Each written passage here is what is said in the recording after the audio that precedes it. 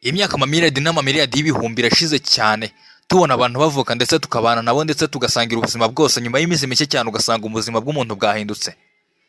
Niba ujya kubona ukabona umuntu yashizemo umwuka neza neza, umubiri we ukaba ifumbire igomba gufumbira ibindi biremwa.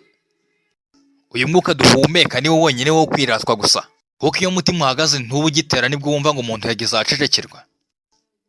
Aho niho bamwe bavuga ngo agiye mu ijuru cyangwa ngo agiye ngo ararimbutse. Ariko ibi byose tuba twibeshya, ntawe uzi ngo ukuri ni ukuhe. Uti nk'ikintu cyaheranye abantu kuva isi yaremwe, abantu barapfa baravuka bakongera bagapfa, bakavuka bongera bagapfa. Imyaka magana n'amagana irashize abantu bagenda, ariko ubundi ntituzi ngo ubu muntu aba agiye hehe koko. Ariko nukurikira neza iki kiganiro kugeza ugisoje urumva neza imvano y'ibi byose, ndetse urashira ubwoba bw'ibyo utekereza kugeza nawe ubaye wo gukomeza abandi.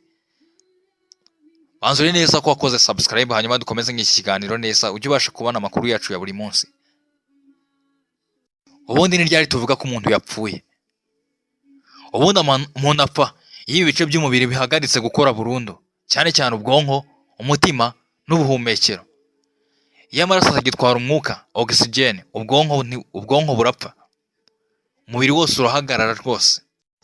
Iyo tugeze mu myemerere y'idini, urupfu n'itandukaniro ry'umubiri n'umutima, ni ukuvuga ko roho cyangwa umubiri usigara ku isi, roho igasubira ku Mana yayiremye. Ubundi ni ukubera icyo umuntu apfa? Mu bumenyi busanzwe, umuntu apfa kubera indwara z'umutima, kanseri n'izindi, isabukuru yo gusaza k'umubiri, impanuka, intambara, inzara n'ibindi. Iyo twinjiye muri Bibiliya cyane, Bibiliya yo yigisha ko urupfu rwinjiye mu isi kubera icyaha. Icyaha nicyo cyazanye urupfu, Abaroma umutwe wa 5 ku murongo wa 12. Ariko nanone urupfu si imperuka, ahubwo ni inzira ijyana ku buzima bw'iteka. Ese iyo umuntu apfuye aba agiye hehe mu by'ukuri? Biterwa n'imyemerere ya Kristo, ariko abakristo bo bemera ko hari ijuru, icyo twakita paradizo, aho abapfuye bari ku Mana bafite amahoro n'ubugingo bw'iteka, naho ikuzimu aho bita Gehonomu, aho umuntu yitandukanyije n'Imana burundu kubera kwanga no kuyemera no kwanga no kuyumvira.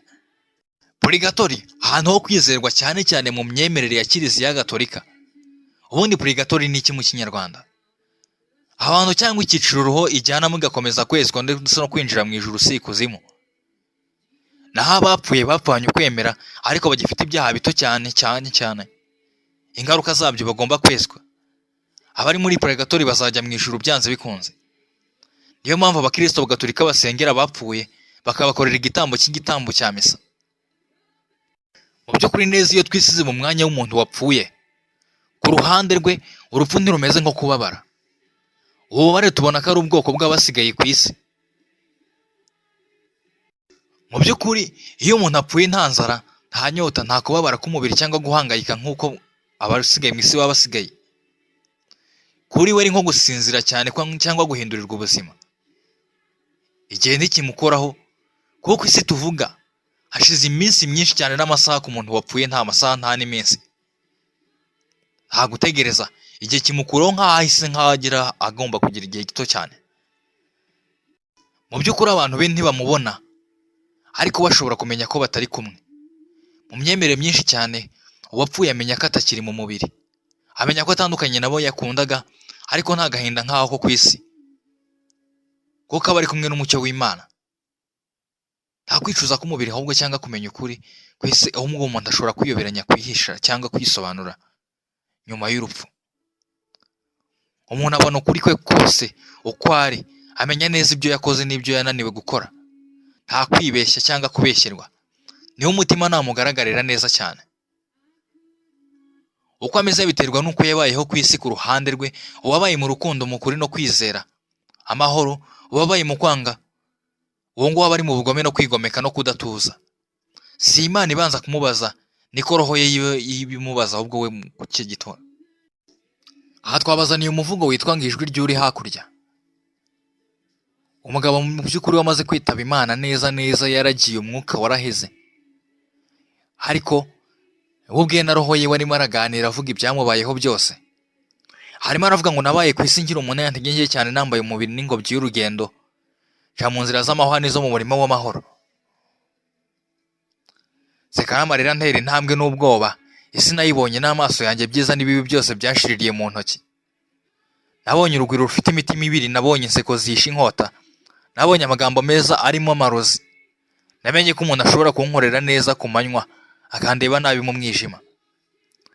Nabaye ku isi ndwara no kwihangana, nirinda no kwitura inabi n'inabi, nirinda guhinduka uwo ntari we. Niringiraga ko igihe kizavuka, none dore ngeze aho iherezo ryanjye ry'urugendo rigarukira.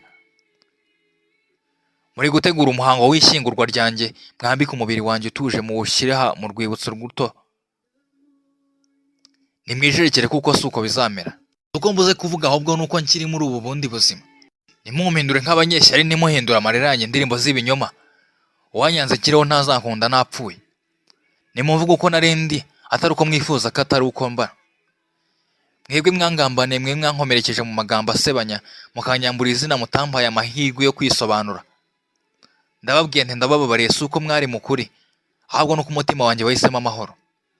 Uburyarya bwanyu narabubonye nkiriho inshuti z'impapuro n'isezerano rihinduka umuyaga, ariko sinigeze mbyishimira kubabaza, ndetse naberetse Imana ibansobanurire. Aho njye niho heza cyane, ahari ituze n'umucyo, ahari ukuri kutababaza, ahari amahoro atagurishwa. Mwebwe ntimuzambona, ariko njye nzaba mbabona. Nzabona amagambo yanyu muzajya muvuga, nzabona n'inzira muzanyuramo.